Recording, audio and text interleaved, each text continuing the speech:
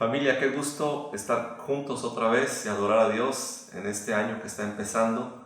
Y estamos también en este año, en este domingo, empezando una nueva serie de mensajes que hemos titulado Fuerza en la Debilidad. Y no solamente creemos que va a ser una excelente serie de mensajes, y a medida que varios de nosotros compartimos la palabra, Dios va a poder comunicarnos a través del Espíritu cosas para nuestro crecimiento y nuestra madurez en la fe y nuestro caminar con Jesús, sino que creemos que también es muy oportuno. Muchos de los temas que vamos a tratar son muy oportunos para lo que estamos viviendo como individuos, como iglesia, como familias, inclusive a nivel global.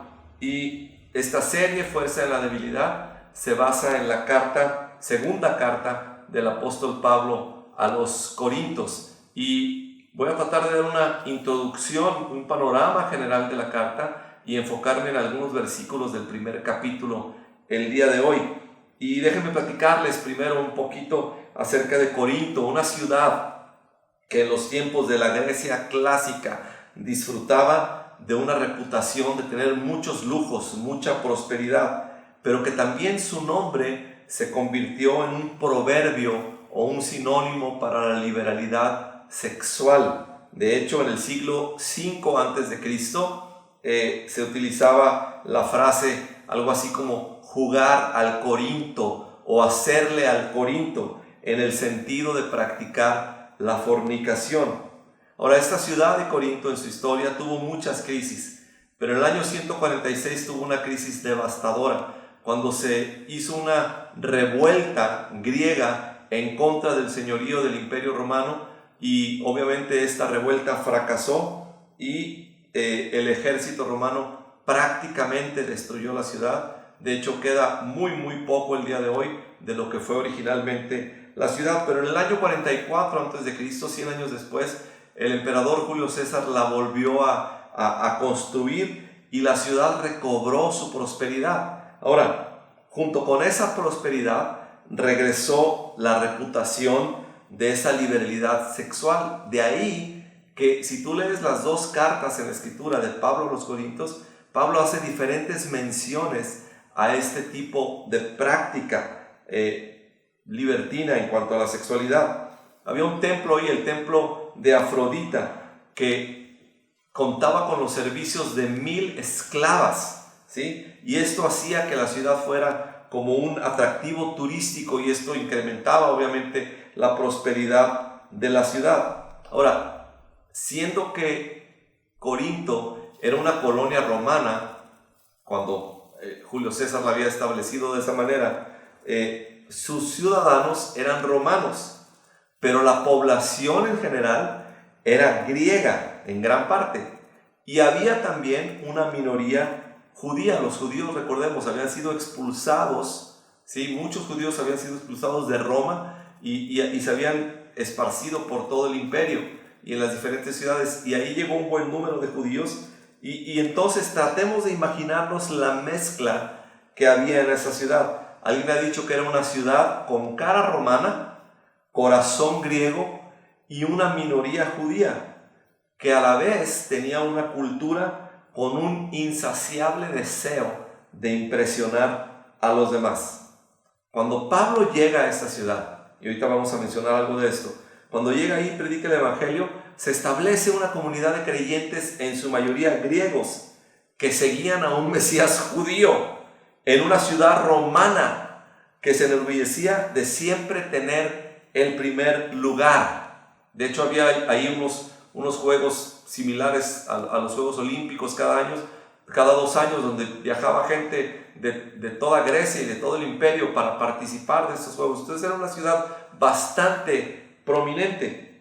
En su primera carta, Pablo les dice esto con mucha claridad. En 1 Corintios 2:2 dice: me propuse más bien, estando entre ustedes, no saber de cosa alguna excepto de Jesucristo y de este crucificado. Esta es la mentalidad de Pablo al llegar a Corinto, hablarles de un Mesías crucificado. Sin embargo, qué espectáculo más confuso, que representaría debilidad. Se podría imaginar a alguien en este contexto que un hombre crucificado. un libertador crucificado, para los griegos era una contradicción, no pensaban en esto, ¿sí? Así como para los judíos un Mesías crucificado en realidad era una blasfemia, era una maldición. Pero Pablo perseveró en predicarles el Evangelio en esta ciudad y predicar a Cristo crucificado como el Salvador que cargaría o que había cargado con todos los pecados. Y sucedió lo inesperado. Gente pagana, judíos, griegos, temerosos de Dios, creyeron el mensaje y vieron sus vidas transformadas poderosamente por este poder liberador que rompía las ataduras del egoísmo y de esta superioridad que había en la ciudad. De esta forma el mensaje de un Mesías, de un Cristo crucificado, logró lo que ningún filósofo griego habría podido lograr. Si leemos la Escritura, el libro de los Hechos, al parecer Pablo no tenía planes. Eso parece, que Pablo no tenía planes de ir a predicar a Corinto. Pero haber estado predicando en las ciudades de la región Macedonia, había sido expulsado de estas ciudades. Si tú recuerdas, lo expulsaron de Filipos, lo expulsaron de Tesalónica, etc. Y había plantado iglesias en estas ciudades. Filipos, Tesalónica, Berea, lo puedes leer en el libro de los Hechos. Y cuando llega a Corinto, por haber sido expulsado y luego estuvo en Atenas, donde no tuvo mucho éxito su predicación y más bien, al parecer, la gente se burló de él. Cuando llega a Corinto, esto dice él en 1 Corintios 2:3. Es más, me presenté ante ustedes con tanta debilidad que temblaba de miedo. Este es el apóstol Pablo. Llega a Corinto con debilidad, ¿sí? Y temblando de miedo.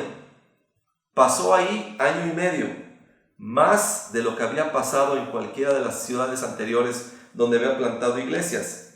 Y al salir, había ahí una iglesia, se cree que era bastante numerosa, bastante vigorosa, pero porque lo que leemos en las cartas parece ser una iglesia bastante volátil.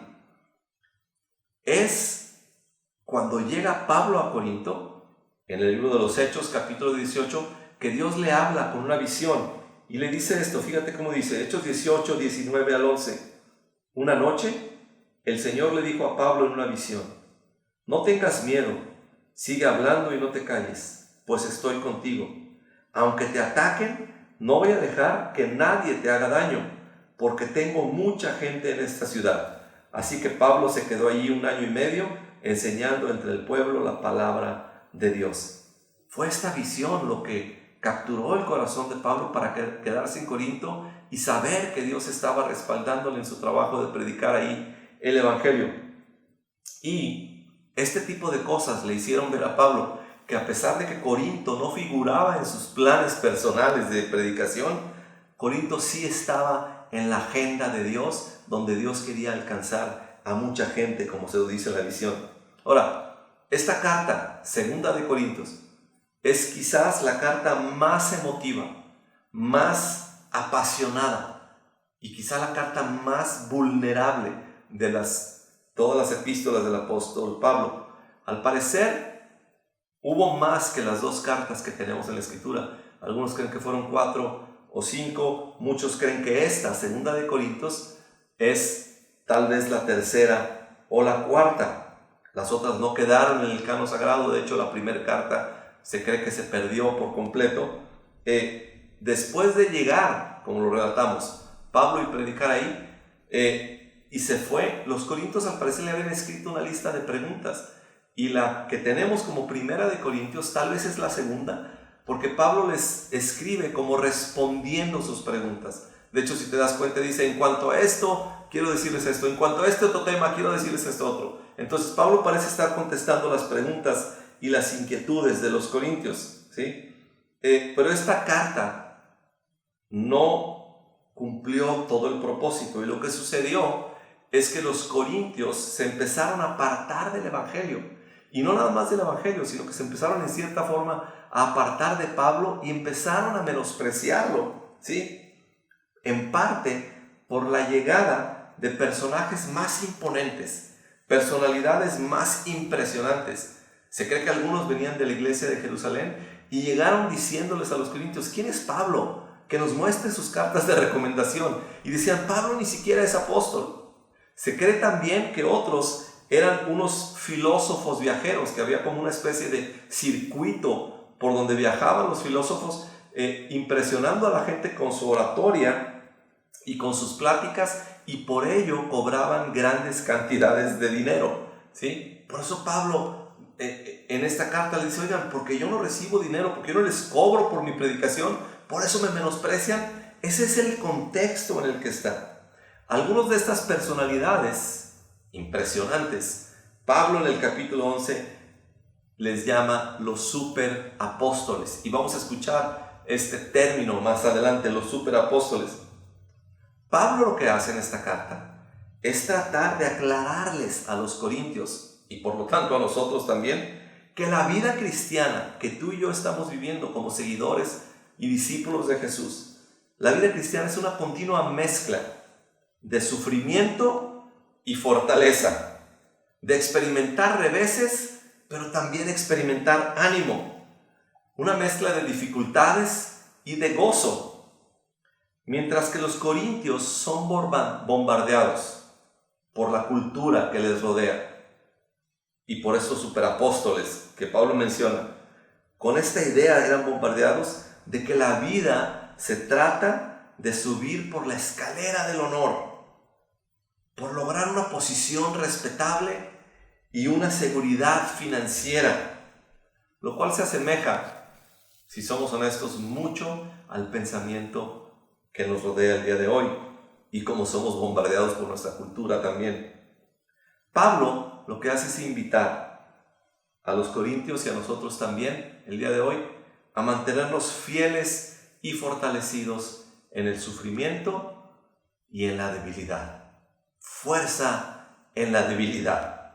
Si echamos un vistazo así muy general, no hay tiempo para entrar en todos los detalles, pero si echamos un vistazo a la carta, podrás darte cuenta por qué decidimos titularla Fuerza en la debilidad.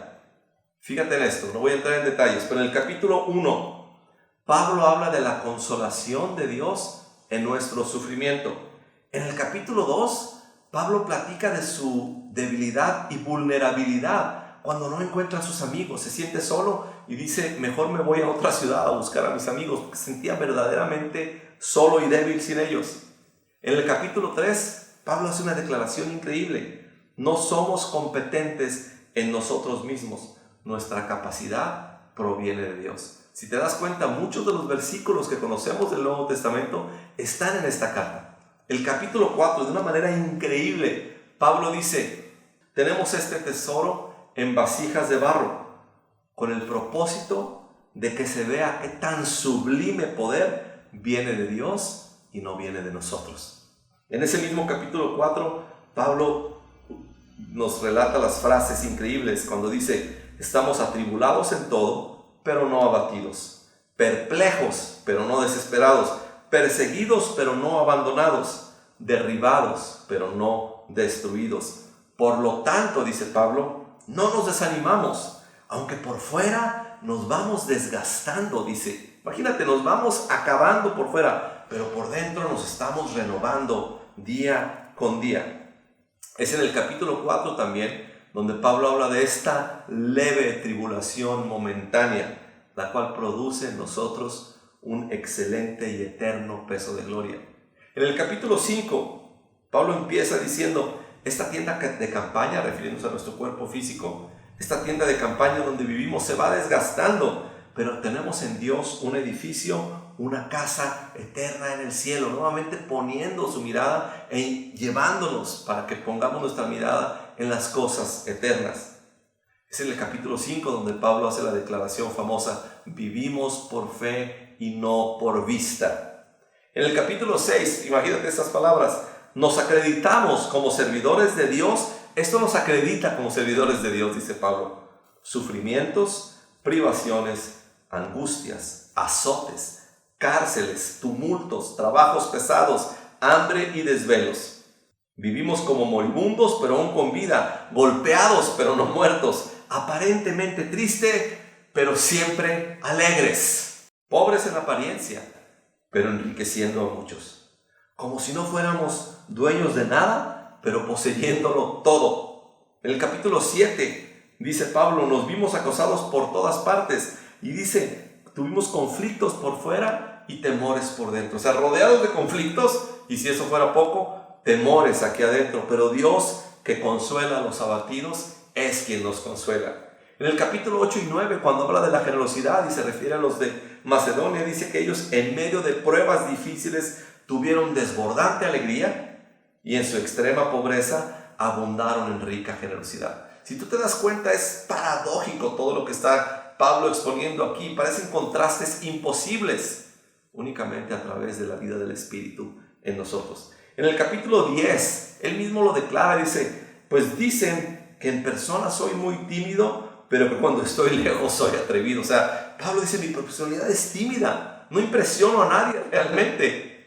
Dice, y libramos nuestras batallas no con armas carnales, sino con armas poderosas en Dios. Ahí está nuestro poder, en el poder de Dios. En el capítulo 11, cuando él relata los sufrimientos de un apóstol, menciona cosas como trabajos, cárceles, azotado, en peligro de muerte muchas veces, apedreado. Menciona un naufragio, en peligros de ríos, peligros de bandidos, peligros de los judíos y de los gentiles, peligros en alta mar y peligros en el campo. Imagínate, trabajos, fatigas. Dice Pablo, me he quedado sin dormir, con hambre, con sed, en ayunos, con frío y con desnudez. Y aún así, dice Pablo, yo me jacto de mi debilidad.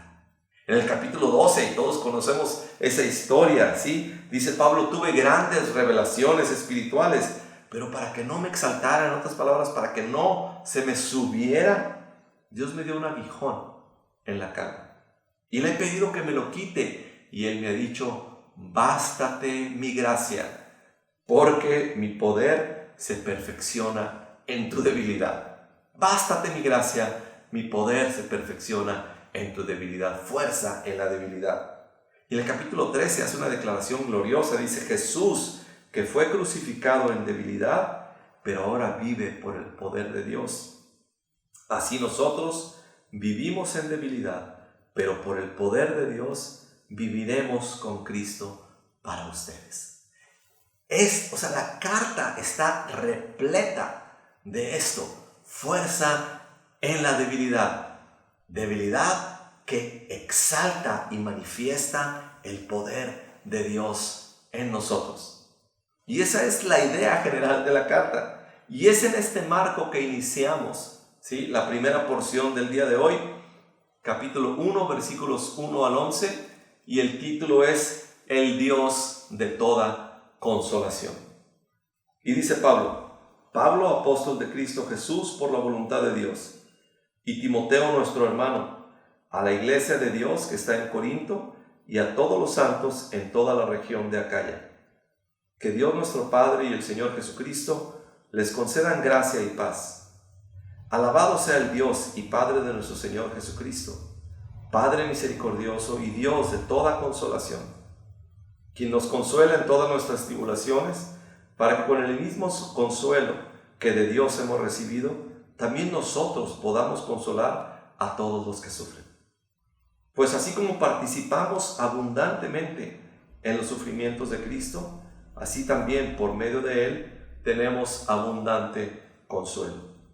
Si sufrimos es para que ustedes tengan consuelo y salvación, y si somos consolados es para que ustedes tengan el consuelo que los ayude a soportar con paciencia los mismos sufrimientos que nosotros padecemos.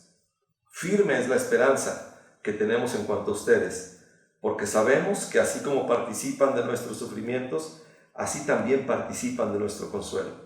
Hermanos, no queremos que desconozcan las aflicciones que sufrimos en la provincia de Asia.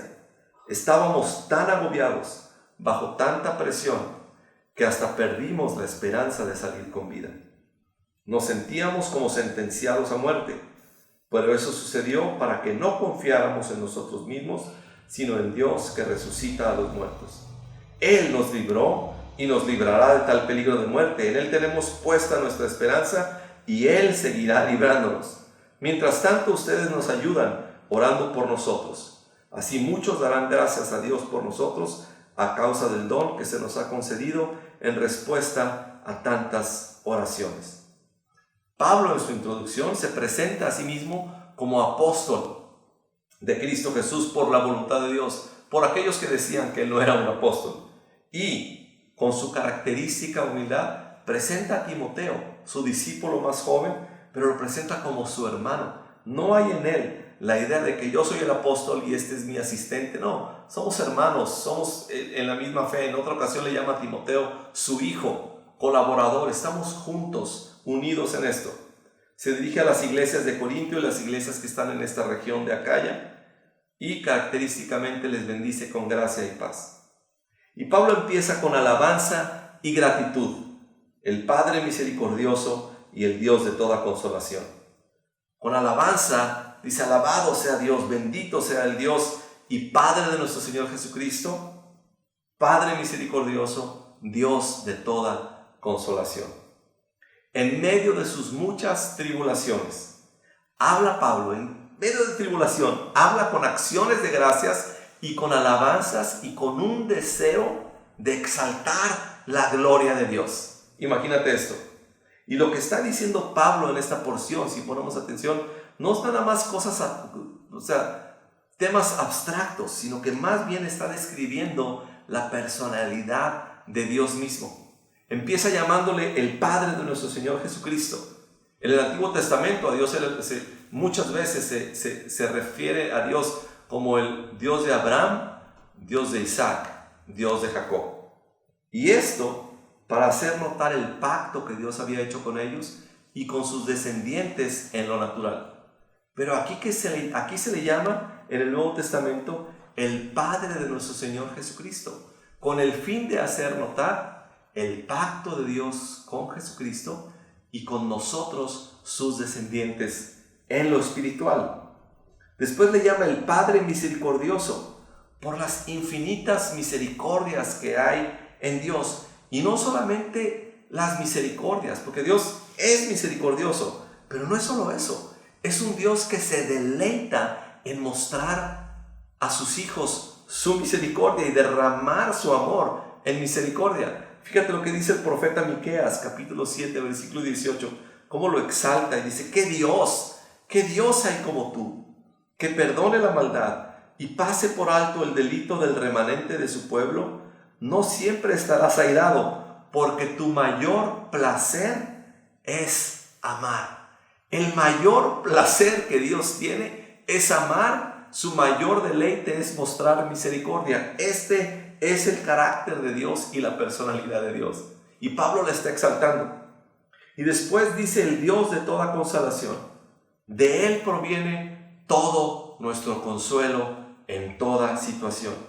Y no solo el consuelo, sino proviene de Él el Consolador, el Espíritu Santo que Dios nos ha dado en la persona del Espíritu Santo. Pero digamos algunas cosas del consuelo. El consuelo no es cualquier cosa, el consuelo de Dios que se está hablando aquí. Fíjate esta cita. El consuelo del que Pablo está hablando no es solo un sentimiento lánguido de contentamiento. No es solo una dosis tranquilizadora de gracia que aplaque el dolor, sino un agente que fortalece el corazón, el alma y la mente. Este consuelo está relacionado con el ánimo, con la ayuda y la exhortación. El consuelo que Dios nos ofrece, el consuelo de Dios, fortalece las rodillas débiles y sostiene los espíritus caídos, para que enfrentemos los problemas de la vida con una resolución inquebrantable y una seguridad inagotable. Este es el consuelo de Dios, ¿sí? Que fortalece nuestro espíritu, nuestra alma, nuestro interior, ¿sí? No es nada más, como dice aquí, un sentimiento lánguido de contentamiento, de decir: bueno, estoy súper triste, Dios me consuela. No, es algo que desde adentro el Espíritu de Dios hace, ¿sí? Y nos fortalece interiormente. Fortalece las rodillas débiles, es decir, cuando ya nuestras piernas ya no pueden, Dios nos fortalece, ¿sí? Y fortalece nuestro espíritu para que enfrentemos las situaciones, las tribulaciones, las aflicciones de la vida con una resolución inquebrantable. Dios me está consolando, sigo adelante.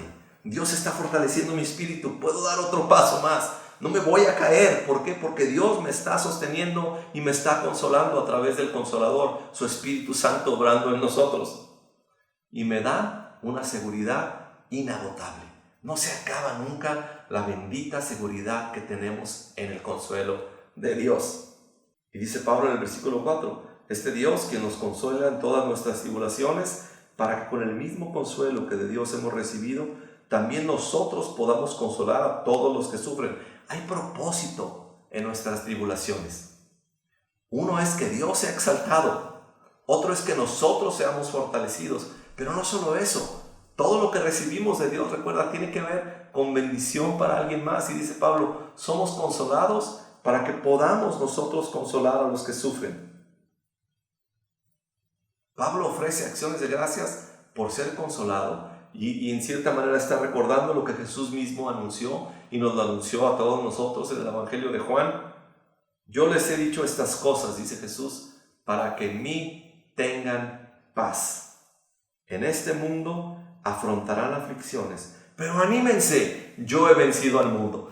En toda aflicción podemos encontrar consuelo de parte de Dios, y Dios lo hace con el propósito de que este consuelo pueda servir para consolar a otros que sufren o que están atribulados. Siempre habrá este propósito en nuestras tribulaciones y siempre Dios tiene el plan de utilizar tu sufrimiento y tu aflicción, consolándote, levantándote, fortaleciéndote y acompañándote para que hagas lo mismo con alguien más, para que tú puedas consolar a alguien más, levantar y sostener la vida de otra persona.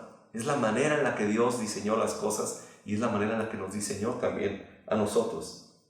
Pues así como participamos abundantemente en los sufrimientos de Cristo, así también por medio de Él tenemos abundante consuelo. Y les llama Pablo los sufrimientos de Cristo. ¿Por qué los sufrimientos de Cristo? Si Cristo está en la gloria, en el cielo, a la diestra del Padre, intercediendo por nosotros, ¿cuáles sufrimientos? Como dijimos la semana pasada, Jesucristo se acerca y se identifica con nuestros sufrimientos de tal manera que Él compadece con nosotros como si nuestros sufrimientos fueran sus propios sufrimientos, porque esa es la manera en la que nos ama y es la manera en la que está involucrado con nosotros y compadece con nosotros. Y dice, así como los sufrimientos fueron abundantes, el consuelo será abundante. Por eso el apóstol Santiago nos dice, si estás pasando por pruebas, considérate bienaventurado. ¿Por qué? Considérate bienaventurado porque si estás pasando tribulaciones, experimentarás abundante consuelo de Dios. Y quiero decirte que no hay nada más dulce en este lado de la eternidad donde vivimos. En la tierra no hay nada más dulce que experimentar el genuino y verdadero consuelo de Dios en medio de nuestras aflicciones. Si estás pasando aflicción y si estamos pasando aflicción, Santiago nos dice, eres bendecido, eres bienaventurado, porque viene a tu vida el deleite y la dulzura del consuelo de ese Dios misericordioso que se deleita en amar y en derramar su misericordia. Y no solo eso, en su tiempo tendrás el deleite de ser bendición a alguien más que esté sufriendo. Los siguientes versículos hablan de una esperanza firme. Firme es la esperanza que tenemos en cuanto a ustedes, porque sabemos que así como participan de nuestros sufrimientos, así también participan de nuestro consuelo. Hermanos, no queremos que desconozcan las aflicciones que sufrimos en la provincia de Asia. Estábamos tan agobiados, bajo tanta presión. ¿Te sientes así a veces? Muy agobiado, bajo tanta presión, que hasta perdimos la esperanza de salir con vida. Nos sentíamos como sentenciados a muerte, pero eso sucedió para que no confiáramos en nosotros mismos, sino en Dios que resucita a los muertos. Él nos libró y nos librará de tal peligro de muerte. En Él tenemos puesta nuestra esperanza y Él seguirá librándonos. Mientras tanto, ustedes nos ayudan orando por nosotros. Así muchos darán gracias a Dios por nosotros a causa del don que se nos ha concedido en respuesta a tantas oraciones. Tenemos una esperanza firme en cuanto a ustedes y en cuanto a nosotros, diría Pablo, ya que al participar de nuestros sufrimientos, también participan de nuestro consuelo. Eso nos da esperanza. Quiero decirte, en mi sufrimiento me da esperanza firme en cuanto a la familia de la fe, que sé que también van a recibir consuelo. Y eso nos da esperanza, dice Pablo. Y les dice, por eso les quiero hacer saber nuestro sufrimiento. No queremos que ignoren nuestros sufrimientos en la provincia de Asia. Pablo jamás en la Escritura se presenta como el líder intocable. No existe eso en el Nuevo Testamento. Es el líder intocable a quien nada ni nadie le puede afectar. Sino que Pablo, con toda libertad, deja ver su vulnerabilidad. Y de hecho, él ve como algo conveniente. En realidad ve como conveniente que las iglesias sepan el sufrimiento y aflicción que sus dirigentes están pasando. Por eso dice, estábamos tan agobiados, bajo tanta presión, que hasta perdimos la esperanza de salir con vida. Tal vez en este momento, por alguna ocasión en tu vida, te has sentido así, tan agobiado y bajo tanta presión, que hasta pierdes la esperanza de salir con vida. Esto tiene un propósito. En Dios, esto tiene un propósito. Si no sabemos con detalle cuáles fueron los sufrimientos de Pablo, sí sabemos que fueron tan fuertes que amenazaban su vida. Y yo estoy convencido que, y lo hemos mencionado en repetidas ocasiones, que muchos de nosotros estamos pasando por pruebas que nos presentan una amenaza a la esperanza de salir con vida. Y es en estos procesos que aprendemos la dulzura de la confianza y del consuelo en Dios. ¿Por qué hace Dios esto? ¿Por qué hace Dios esto en tu vida y en mi vida? Nunca vamos a tener todas las respuestas. Pero ¿sabes una cosa? Dios nos trae hasta el punto extremo, entre la vida y la muerte. Nos trae hasta el punto extremo a fin de que no confiemos en nosotros mismos. Somos por naturaleza, soy por naturaleza, alguien que confía en mí mismo, en lo que puede controlar, en lo que puede asegurar.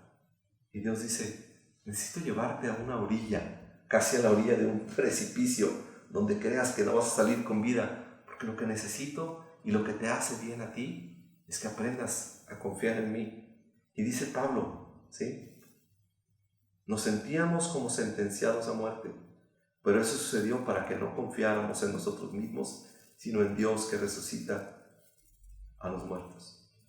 Bajo el cuidado de Dios, Dios mismo, a sus hijos nos lleva a circunstancias muy difíciles para que comprendamos la magnitud de nuestra insuficiencia y que a la vez aprendamos a poner nuestra confianza en su absoluta y total suficiencia. En las pruebas que me exponen a la muerte o que me agobian de esa manera, comprendo la magnitud de mi insuficiencia y aprendo a confiar en su total y absoluta suficiencia. Solo Dios es suficiente. Dios nos lleva a ese extremo, y lo hemos dicho de todas las maneras posibles, de perder el control y vernos sentenciados a muerte. ¿Por qué? Porque ¿qué tiene más valor para nosotros sino la vida? ¿Y qué produce más temor en nosotros sino la muerte? Ahí es a donde Dios nos lleva. Pero Él tiene el propósito de que confiemos no en nosotros mismos, sino en el que resucita a los muertos. El Dios que levanta a los muertos, eso es una muestra de su absoluto poder. Si Dios puede levantar a los muertos y puede levantarse Él mismo de entre los muertos, Jesús puede hacer cualquier otra cosa. Cualquier otra cosa puede hacer. Y puede ser digno de nuestra confianza en todo tiempo y en toda circunstancia. Abraham, dice la Escritura en Romanos 4:17. Así que Abraham creyó en el Dios que da vida a los muertos y que llama las cosas que no son como si ya existieran. Y utiliza el ejemplo de Abraham, porque este es el hombre que llevó a su propio hijo a una montaña. Y él sabía que Dios le había dicho, lleva a tu hijo y sacrifícamelo ahí en la montaña. El muchacho no sabía, y el muchacho en el camino iba preguntándole cada día a Abraham, ¿dónde está el sacrificio? No tenemos el animal para el sacrificio. Y Abraham decía, Dios va a proveer un sacrificio. Y llega Abraham y pone a su hijo sobre un altar, listo para sacrificarlo, y levanta un cuchillo para sacrificarlo delante de Dios, y Dios lo detiene. Ahora, muchos queremos pensar que Abraham decía dentro de sí mismo, ay, Dios es tan bueno que a la hora Dios no me va a dejar que lo sacrifique. Yo hago como que, más bien, Dios hace como que me pide que lo sacrifique y yo hago como que lo sacrifico. Nada de eso. Dios se lo pidió y le dijo, entrégame a tu hijo. Y estoy seguro que en esos 3 días de camino hacia el monte, Abraham venía pensando, ¿qué es esto? ¿Qué está haciendo Dios? ¿Por qué está haciendo Dios esto? ¿Por qué me pides a mi hijo? ¿Por qué me pides la vida de mi mismo hijo, Dios?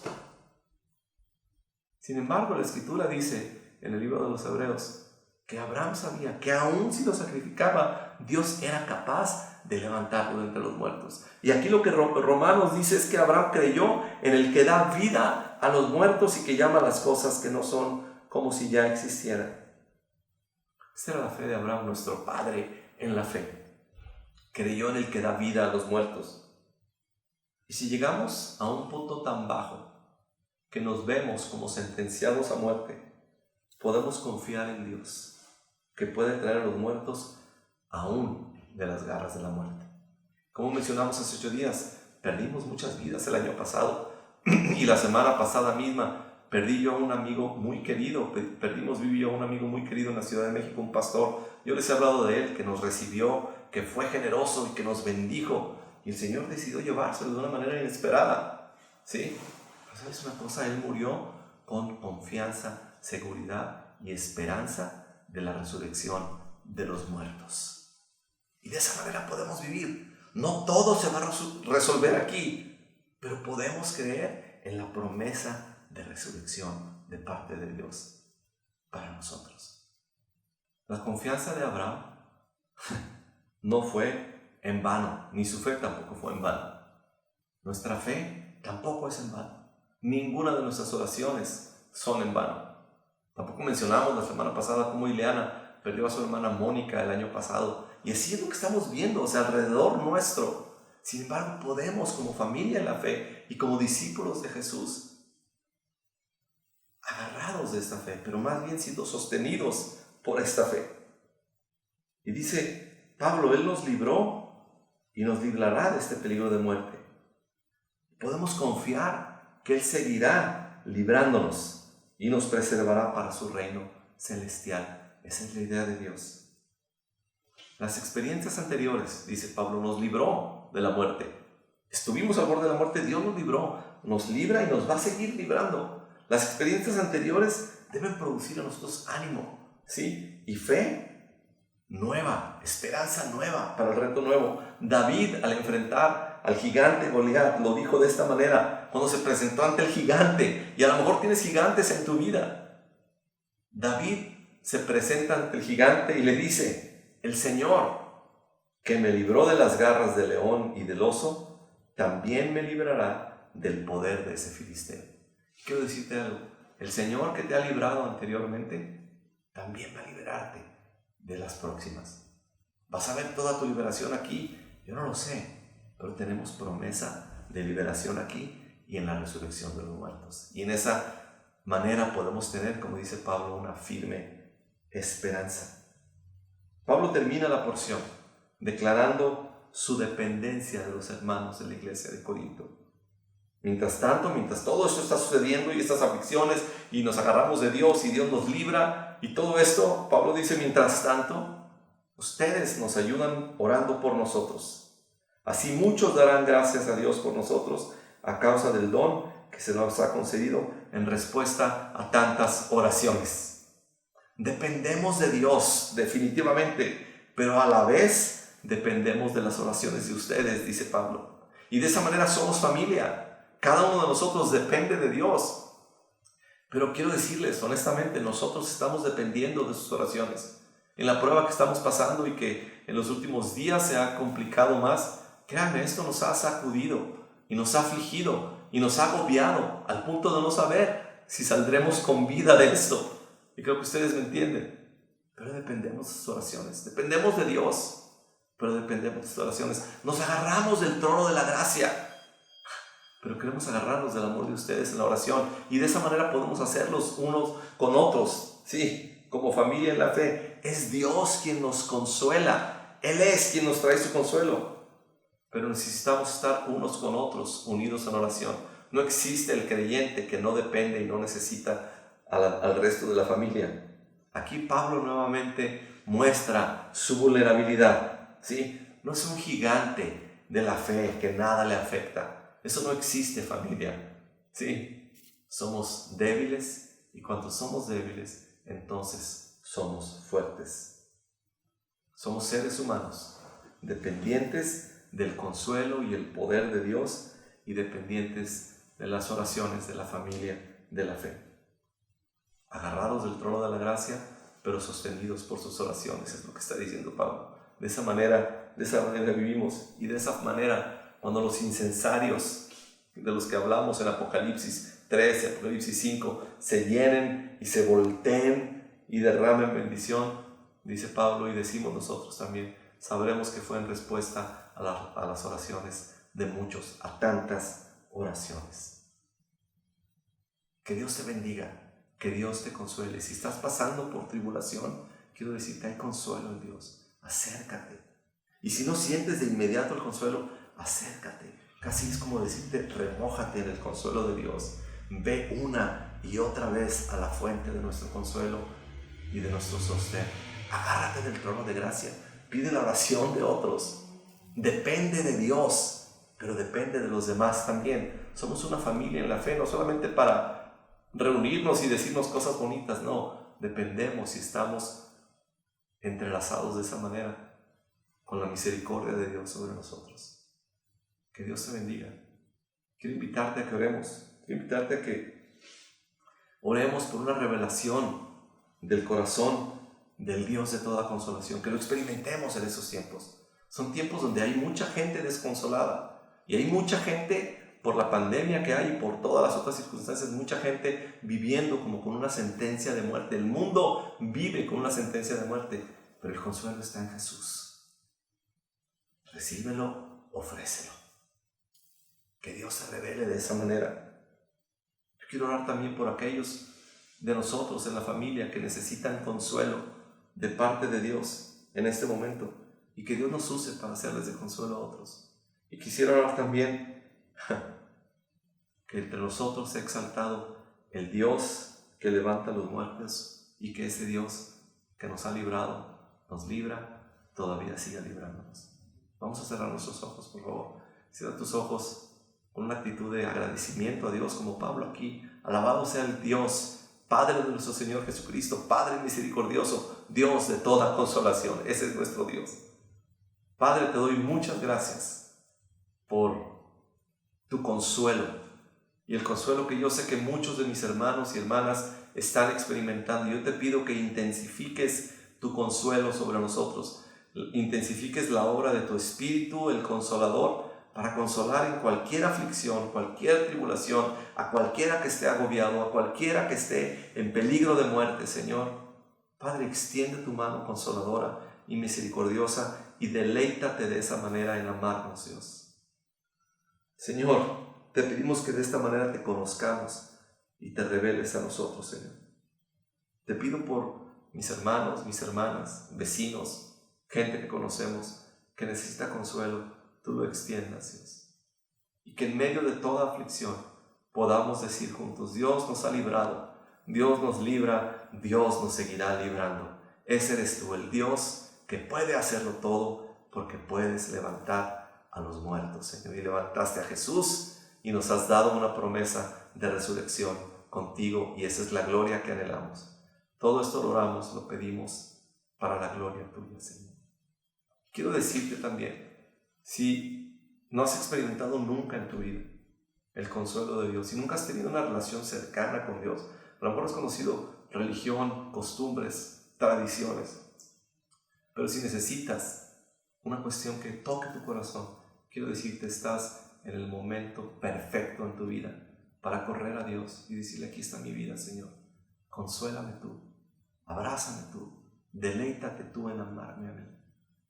Y que lo invites a tu corazón, le pidas perdón por tus pecados y le pidas una vida nueva. Quiero invitarte a que ores conmigo. Si esta es tu necesidad, te invito a que ores conmigo antes de que adoremos a Dios. Repite esta oración conmigo. Señor Jesús, quiero tu consuelo. Quiero al Consolador, al Espíritu Santo en mi vida. Señor, aún como me veo atribulado o agobiada o afligido o desesperado ante la muerte, te pido que extiendas tu mano y tomes mi vida, que al perdonar y borrar mis pecados me des una vida nueva para disfrutarla contigo, Señor. Te agradezco, me entrego a ti, me rindo a ti para el resto de mi vida y para vivir contigo en la eternidad. Gracias, Padre misericordioso. Gracias, Dios de toda consolación. Vamos a adorar a Dios juntos. Gracias.